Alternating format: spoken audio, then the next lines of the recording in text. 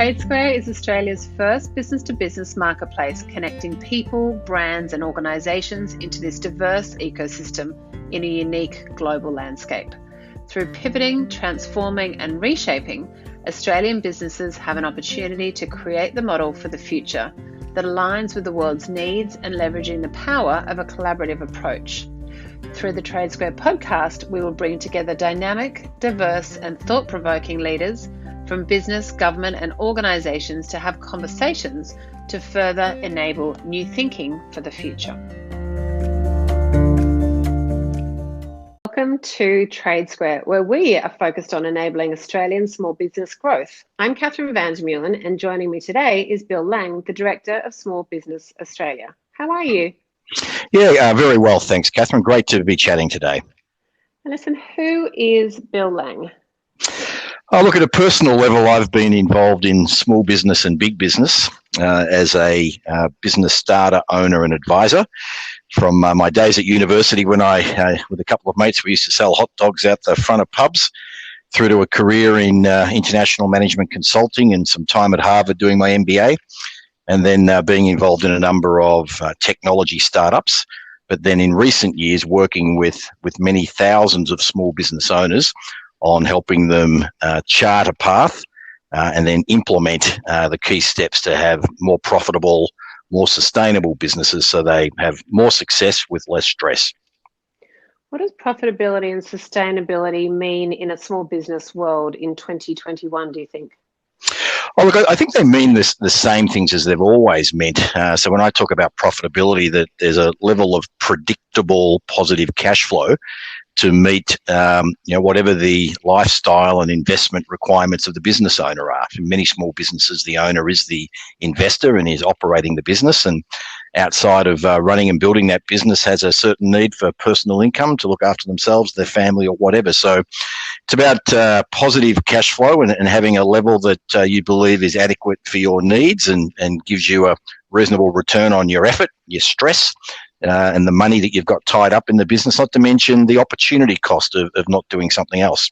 Sustainability, I'm not really talking about environmental sustainability when I use that word, but it's really predictability, that the products and services that the business is offering, the way the business operates itself, is keeping up to date with changing customer needs, their preferences. So, you can attract new customers, you can keep your current customers coming back. And so that you can, have that peace of mind that, in terms of, future weeks, future months, there is some predictability and some certainty around the cash flow coming into the business.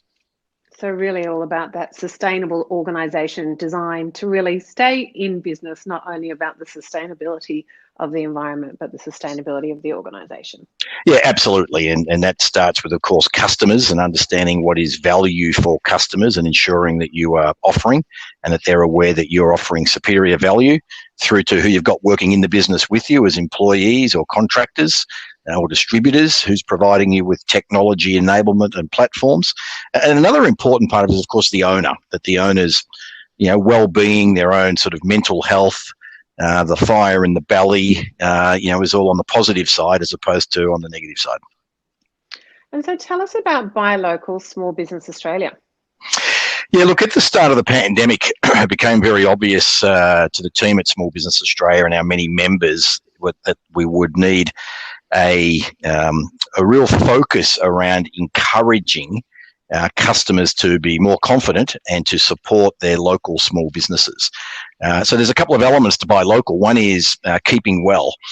So ensuring that the citizens, the customers, the employees, and all of us as individuals understand and consistently doing the 2 or 3 key behaviours that stop people, getting the virus and spreading the virus. So we call that keeping well. And then the second component, of course, then is buying local. And increasingly, that's not just about going and visiting face-to-face with local businesses, but many have now got themselves online. They've always had telephones. Many are now offering delivery services, but getting out and supporting those hearts and souls of your local community, which are the small business owners. And, over and above we always hear the motherhood statement around being the economic engine room of the economy. And in the case of Australia, 5 million people earn their living as a result of small businesses. But just as important is the fact that these small business owners are the hearts and souls of local communities, because they're the businesses that are providing, the prizes for the school fundraiser and the trivia night. They're the ones sponsoring the local rugby club or the local cricket club. They're often the key volunteers in the local community organisation. So it's important to have those businesses make it through the pandemic, not just in terms of employment, but in terms of that vital role they play in local communities. So with Buy Local, we then teamed up with very large companies, the biggest companies in Australia that support the majority of small businesses in Australia, brands like National Australia Bank, like Telstra, like Australia Post, like Snap Design and Printing, and to work with them to make available at no cost helpful educational resources, marketing resources, messaging and special offers to help local businesses attract their local customers, save money on staying in business, and start the journey with respect to becoming a more digital business. And if we think about those small business owners, how have resilient, dynamic and resourceful individuals like those owners played a key role in working towards transforming Australian businesses? Well, look, as any small business owner listening to this interview would know, you're always thinking about your business. So even though the government here talked about the need to hibernate your business, you were always thinking about the business and then what might change. Would there be going back to the old normal? We ran at Small Business Australia with our partners a whole series of webinars, and they're all available for free for people to watch, but around the survival steps and then the reinvention. And so many of them, very quickly started to get a sense of, well, what can they do from a digital infrastructure point of view? The hardest hit businesses have been those that have relied upon the physical presence of a customer, or rely upon a lot of customers being in, a concentrated physical area. And many of them, unfortunately, had not adopted, up until now, a bunch of digital technologies. They didn't have a list of who their customers were and their names and their email addresses and their telephone numbers, because they had competed primarily upon location and offering, good quality service and value products and services in a pre-COVID world. So we've seen many, quickly make the journey, in some cases quickly adapt. We've seen, businesses in the distilling industry find short-term new markets with respect to making hand sanitizer. We've found others that have gone from being high-end restaurants to very quickly becoming, local produce distribution businesses. We've seen a number create, fantastic delivery service and sort of ready to cook or ready to prepare meals from restaurants. So we've seen a lot of, very sort of innovative, flexible, adaptive behaviour. And of course, it is small business people that are closest to their customers compared to big businesses, and are able to make decisions and make changes quickly. Thinking about the word that you just mentioned around innovation, how do you think small businesses can really adopt innovation? And not just obviously from a technology perspective, but obviously innovation in their business models or innovation in their people strategies. Where do you see the most opportunity for innovation? Hey, look, I think, we think about sort of any business having the most basic level 5 processes. We call them the big 5. There's marketing. That's the stuff, the decisions you make and the stuff you do to attract inquiries from your target market. Then we've got the sales process, converting the inquiry into a paying customer. Now you've got the paying customer. The third process is delivery and fulfillment. Whatever you've promised in terms of what they've bought and they're expecting, ensuring it gets delivered, whether that's a product or whether that's a service. Now you have a customer, you need to build a relationship. So the fourth big of the big 5 is relationship management. And then sitting underneath that are operational processes or operations, whether that's finance, payroll, property, core IT infrastructure, etc. So when I use that word innovation, I'm really saying, well, let's think about the big 5. What's changed from the customer's perspective and their needs, and which of these areas do you need to change? So in the process areas of particularly marketing and sales, they need to be much more digitally enabled. If you look at operations, let's say if you're in the retail type business and you have to buy products and services, there's a lot of innovation happening there now in terms of how you can go about doing that digitally. And it's, one of the exciting things about TradeSquare and what it's going to bring to, tens of thousands, if not hundreds of thousands of small businesses in Australia, particularly outside of the capital cities, this incredible ability now to have access to a much bigger range at their fingertips, really convenient, so that they can offer, much better value proposition to their end customers. And so something that you are truly passionate about, that you are championing to the government, whether that's been in the past or whether that's something that you've got humming along in the background for the future, what's something that's top of mind that you would really like to champion? Yeah, look, we've created a concept called Digital Business Cadets, and in the next few weeks we'll be formally launching it, and it sort of goes along these lines. There are many business owners that are a bit older like me, and have had very successful businesses pre-COVID. But now COVID has hit and there's an enormous need to become digitally savvy and digitally savvy quickly. That's not just with respect to the use of digital tools, but the process of selecting digital service providers, getting those tools then implemented, getting staff trained to use them to maximize the value of them. So we've got a bunch of business owners that need more digital business acumen. And we've got a bunch of young people that sadly are facing, longer periods of unemployment. There's a range of industries that they used to work in terms of hospitality and events and recreational services have really been hit and have had to downsize with respect to the impact of the pandemic. Now, they're very digitally literate. At least my millennial children believe they're funny with some of the memes that they share on Instagram, but they know a lot about how to use the technology, but they don't know a lot about business. So the Digital Business Cadets initiative is around combining potentially people underemployed that are digitally savvy and having them learn some business acumen by working with experienced business owners that are lacking on the digital acumen point of view. So putting 1 + 1 together to equal 3. And we talk to the government about making almost a new form of apprenticeship and traineeship available, or providing some incentives to facilitate this taking place. And, we have hundreds of young people that want to be the Digital Business Cadets, and we're finalising a training program around that now. And, of course, we've got hundreds and hundreds of small business owners that want some arms and legs to help them get these digital solutions implemented. So now thinking about those digital solutions and the combination of the physical and obviously the digital, and we've been coining a phrase "phygital" to create growth for organisations. How are you seeing Australian businesses bridge the gap between those two? Well, I suppose we can think about businesses in a couple of sort of sectors. We've got those that involve physical products and services, people buying them, then getting them delivered, then they might need servicing. So, whether that's an automobile, whether that's apparel, whether it's a gift. So, physical goods businesses, and then we've got services businesses. And those services may or may not involve the need for the service provider to physically see or lay their hands on customers, or in the case of the healthcare area, on patients. So you've got to start with breaking that apart. Then you go back and look at those big 5 processes. Now, we've got a great tech company here in Australia in the allied health area called Vald. They had already been developing something called telehab, so that you could do rehab exercises at home via a smartphone. Not only could you watch them, but then it would film you doing them, and then automatically your physiotherapist could access that file and then give you some feedback and ensure that you were doing them the right way and doing them on the right frequency, etc. Now, COVID hit. They've now got customers giving it away for physiotherapists around the world. They've got customers in 96 countries.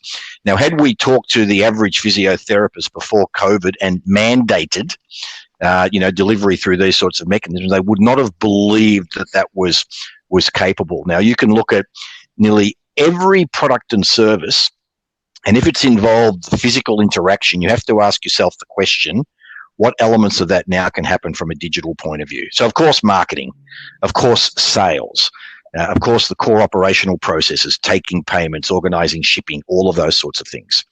So you take that for granted. And here in Australia, I think I saw some research just last week that literally, 45% of small business owners are saying they're going to invest money and effort in the coming 12 months on improving the use of digital solutions in their business.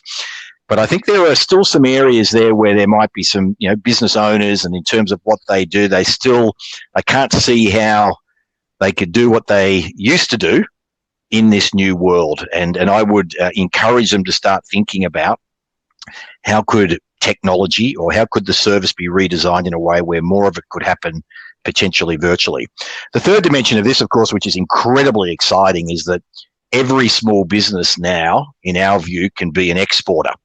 You're no longer limited to the geographic location of where you're at, unless perhaps you've got super fresh food that must be consumed within sort of 30 minutes of it being made available. But beyond that now, most services can be exported, particularly business services, professional services. You've got a global marketplace. Leveraging platforms like Shopify and others. Australia has a great brand. Our brand equity amongst international people is only going to rise. They've always seen us as being friendly, great place to visit, having very clean food, a great environment.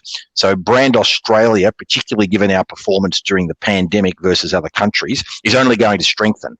So that's the other big opportunity is around, you might physically do the packaging or the sourcing of the product down in Australia, but you can market it globally, digitally, and tap into global opportunities. And what's one hot topic around the boardroom table at Small Business Australia that everyone is really getting behind?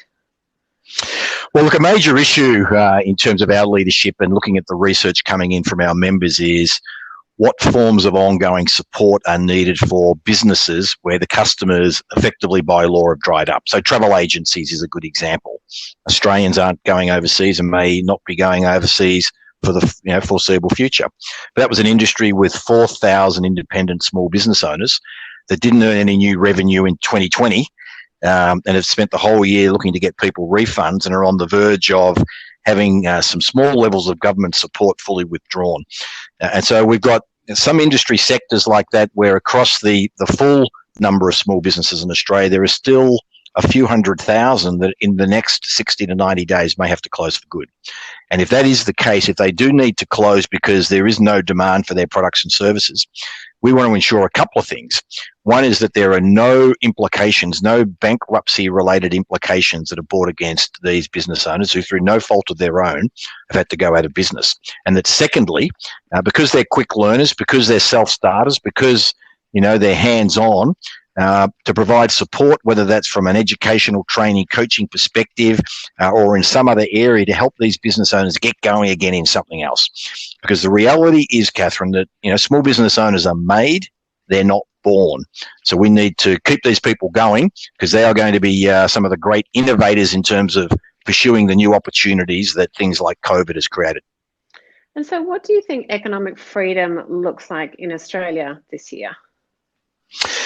Economic and freedom. Well, I think about it from an individual's point of view, and people, will often ask us, well, what do we mean by success? And I think, success is being able to spend as much time as you can using the skills you love using, interacting with people that you care about and related to a cause, product or service that you're passionate about, and being able to generate enough financial security to meet whatever your lifestyle goals are. So for me, the economic side of things is around being able to generate that level of income in the way you would like to do it with a level of stress, the amount of time and energy that you need to put into it, and to having as much freedom as possible as to how you go about doing that, ensuring that you're complying with all the laws of the land and doing good by the customers and by the market and paying your taxes. And if we're thinking about, say, 3 or 5 years ahead, and we're looking back on the last few years and we're looking back through a lens of small business in Australia, what do you think small business looks like in the years to come? Look, based, if we assume that things like the pandemic will be controlled, but we'll have, the need for ongoing vaccinations and things, and of course we'll have seared into our memory the impact of lockdowns and the changes in consumer behaviour and the livelihoods that were destroyed, and of course the lives that have been lost, and some people with COVID that have recovered but will have ongoing issues that they'll need to deal with their personal health. So I think we're going to have a level of sensitivity to how quickly things can change due to biological related agents. Now, I think we're already seeing a greater sensitivity now to what the implications of global warming will be. So I think there's a few things that means from a small business point of view that, increasingly looking at businesses that are not asset intensive, that don't necessarily require the need to commit to long-term leases and the use of lots of property. We're going to see more and more a movement towards asset light related businesses that you get involved with. And of course, with the cloud and the internet, There's so many things now. There's never a better time in the history of economics and the world to start a business than what there is now. So we're going to see a lot of new entrepreneurs come in, because literally everything you need, you can rent on the internet now, whether it's a CRM system, whether it's someone to help you with digital marketing. The only limit is your creativity and your persistence to, find and validate a market with some customers and to develop that market. So I think we're going to see a lot of smaller, almost totally digital related businesses. And we're going to see groups of people coming together with different skill sets, almost like you see actors and producers and directors come together in terms of a Hollywood movie. There'll be projects and opportunities that the people will pursue. And I think the third area will be, and we're already seeing this in terms of some projects that I'm involved with, some very large companies looking to tap into that entrepreneurial skill set and mindset of bringing the best of small into the best of big to come up with the best of best. And finally, Bill, what's your call for action from the TradeSquare community? Oh, look, I think everyone, think local, buy local, support those local businesses. If you're involved in TradeSquare, you're already well on the journey of becoming a much more digitally savvy business. If you're able to afford it economically and you can pay a little bit more for a local product, think about the broader contribution you're making to your local community, to the local village that you're in. But again, for TradeSquare is a great initiative. It's going to be incredibly successful because it's going to enable businesses to offer much more to their customers in the ways they want it offered. It's going to help them access things that, in terms of minimum order quantity and those sorts of things that haven't been easy to access in the past. And I think we'll see the emergence of new trading relationships between wholesalers and retailers. That will further deliver more value ultimately to the end customer and consumer, but for everybody who's involved in that chain. Well, Bill, thank you so much for sharing your wealth of knowledge with TradeSquare. Thanks for the opportunity, Catherine.